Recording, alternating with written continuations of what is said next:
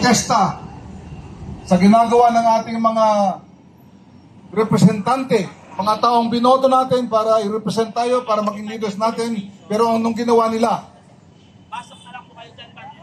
Alam nyo na, nilapastangan tayo, nilustay nila yung pera ng taong bayan, ginamit sa sarili nila. Kaya hindi sila karapat-dapat. Anyway, umpisa pa lang tayo ngayong araw na ito. 3 araw po tayo dito, so magkasakasama tayo dito. Bukas, tiyak, mas marami tayo at gagawa tayo ng mga bagay para talagang pilitin natin sila na panagutin itong mga kongresista na ito na nagkasala sa ating bayan. So muli, maraming salamat sa inyo. Hindi ko na patatagalin dahil bukas na uli ako magsasalita. Ito ay paunang salita lamang. Hinihikayat ko lahat na makisama sa atin, yung mga kasamahan natin, mga kaibigan, mga kamag-anak, kaopisina, katrabaho, hikayat natin sumama sila sa atin para mas marami tayo. Hindi tayo alis dito ngayong gabi. 3 araw tayo dito. So muli, maraming salamat sa inyo lahat. Mabuhay ang Pilipino. Thank you.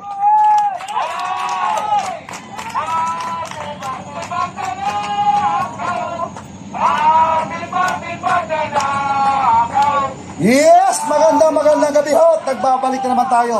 Ang ganda naman ng kanta. Martin Magnanakaw.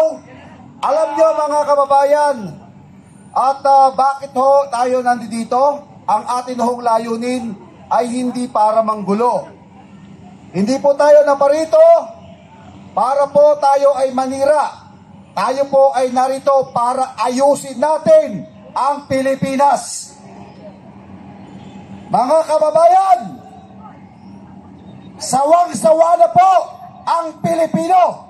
Sawang-sawa na ang sambayanang Pilipino. Napakayaman ng ating bansa.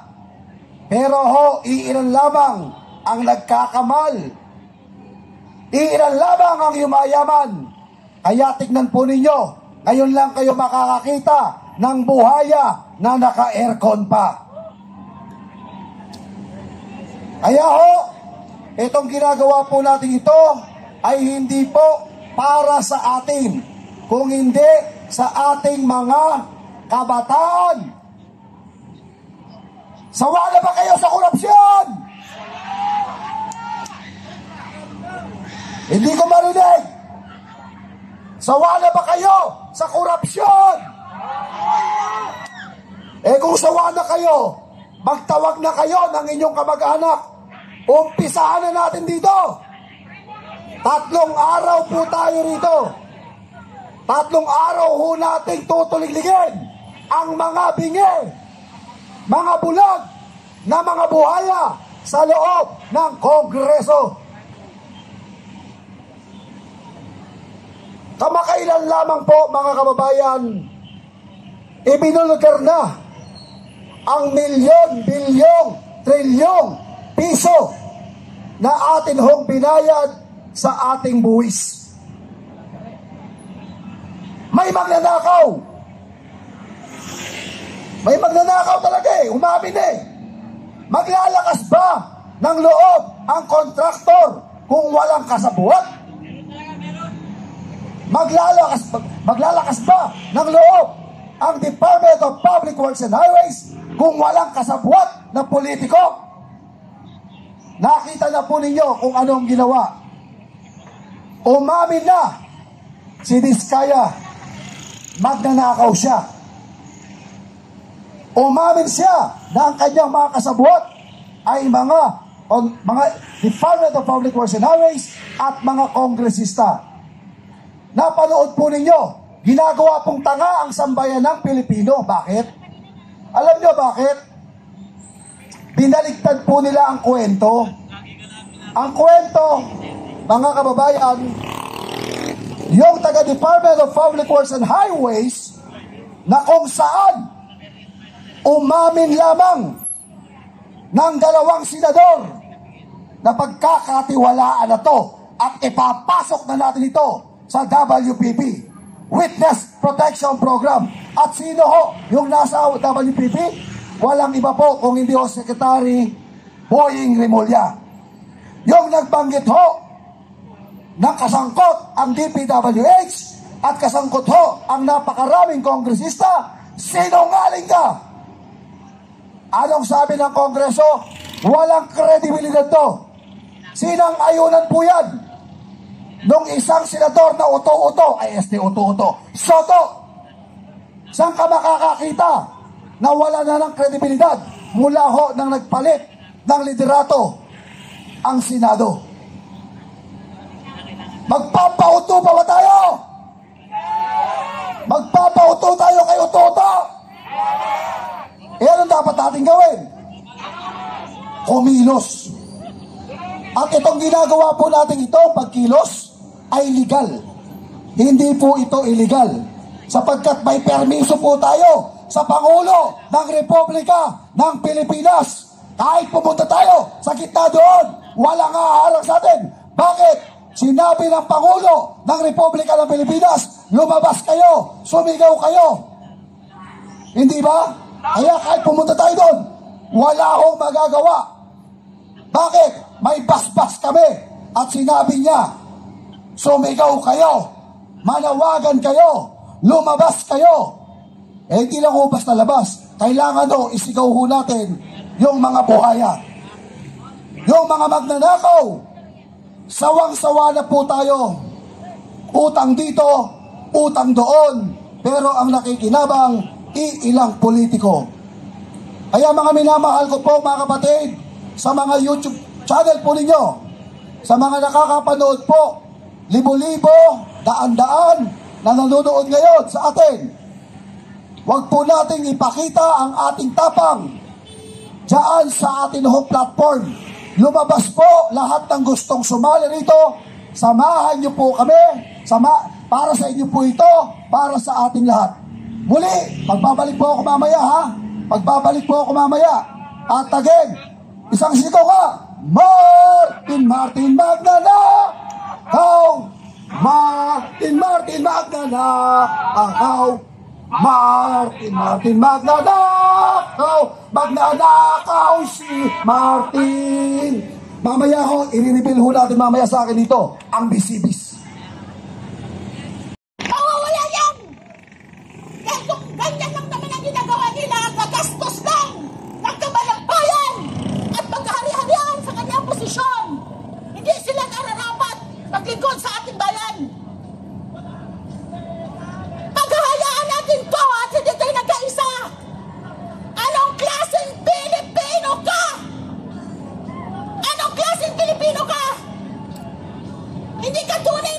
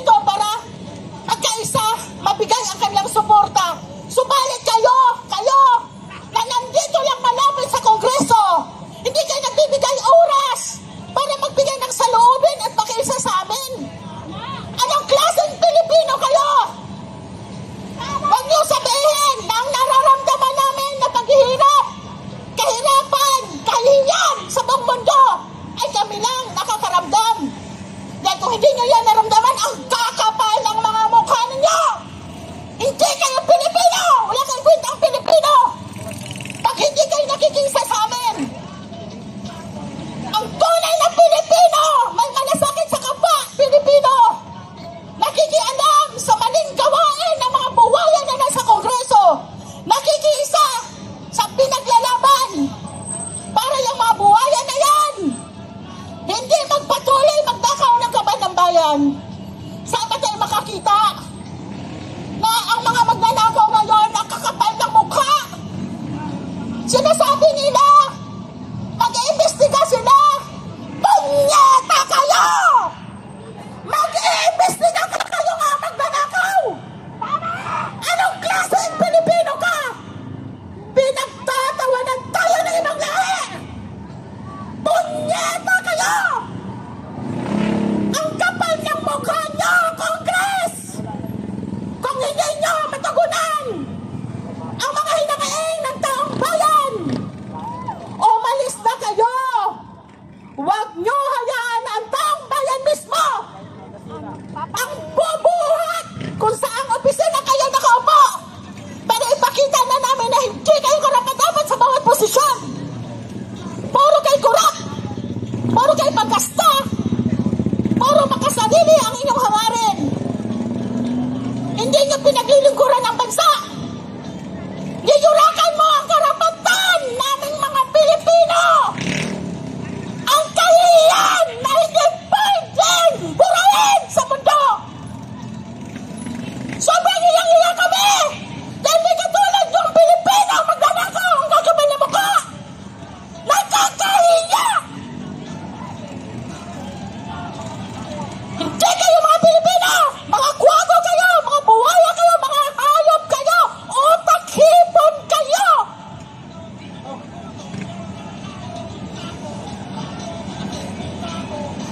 Ang hari ng mga buwaya na sinumaldas na ang kapal na mukha!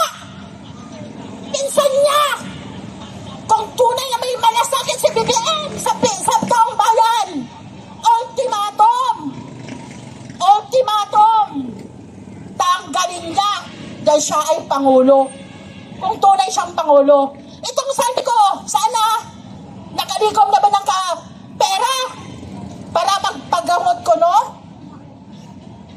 Anong klase? Diba? Baka pag nagkaisa kami lahat, wala na sila. May kanya-kanyang tahanan na andon sa Europe. May mga sariling property na. Karangyaan sa buhay. Subalit tayo andito, patuloy na naghirap. Pag hindi kayo nagkakaisa sa amin, itong mga buwaya, hindi natin mapanagot. Pumunta kayo dito, makiisa, makipagtulungan. Itong si Romaldes, na bagagdawang, walang kahiyan. Si Saldico, na ang kakapal ng pagmumukha, lalo na si Ngiwi at saka si Bundok. Sige, Satanas! Satanas ka! Ang galing mo, wala kang evidence. Pero sa larangan at sa mata ng Panginoon, kayo ay nakikita. Subalit, hindi pwedeng hahayaan namin mag-antay ng karma. Gusto namin kami mismo makikita namin at panagutin namin kayo sa mga pagnanakaw niyo dito sa kaban ng bayan. Romaldes! Romaldes! Pangungutin ka pero huwag kang mamatay muna. Mahirap yung mamatay ka. Ang bilis naman. Yung na-paralyze ka, kitang katawan lang ang maparalyze sa'yo.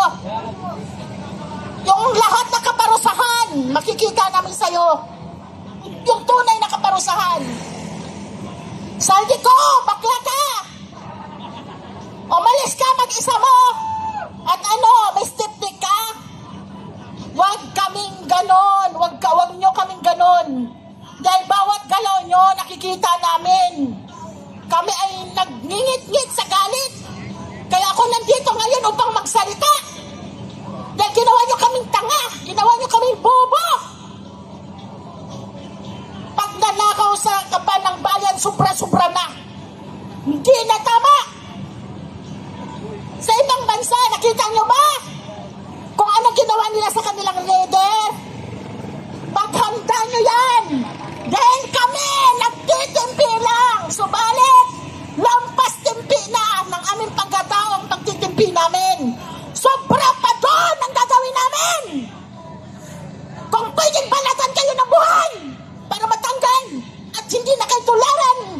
sino mga upo sa gobyerno. Yan ang nais namin sa inyo. Kailangan maramdaman nyo ang ganti ng mamamayan sa walang kahiyang pagnanakaw nyo. Ikaw naman, BBM! Alam mo sa iyong sarili na hindi mo kaya pamunuan ng bansa, bumaba ka na! Ngayon na, bumaba ka na! Pangungutin ka na kasama ng iyong asawa! Subalit, hindi pa namin hinangad na mamatay kayo. Gusto namin paunti-unti niyang maramdaman na ang bawat mamamayan na kababayan natin dito sa ating bansa na naghihirap. Yung mga naperisyo sa baha, hindi nakapaghanap buhay. Sa sobrang hirap, apektado, hindi nyo naservisyohan na maayos. Dapat maranasan nyo ang mga paghihirap nila. Sa mga riders dyan, sa mga taxi driver, sa mga driver ng jeep, ito na ang pagkakataon. Huwag lang kayo makinig. Magbigay kayo oras kung mahal nyo ang inyong bansa. Pumunta kayo dito, mag-isa, magsalita, at sama-sama tayong panagutin ang mga buhaya sa Kongreso. I-abolish natin ang Kongreso kung ito na may walang silbi sa taong bayan at naging bugad ng kawatan ng bansa. Yun lamang po, maraming salamat.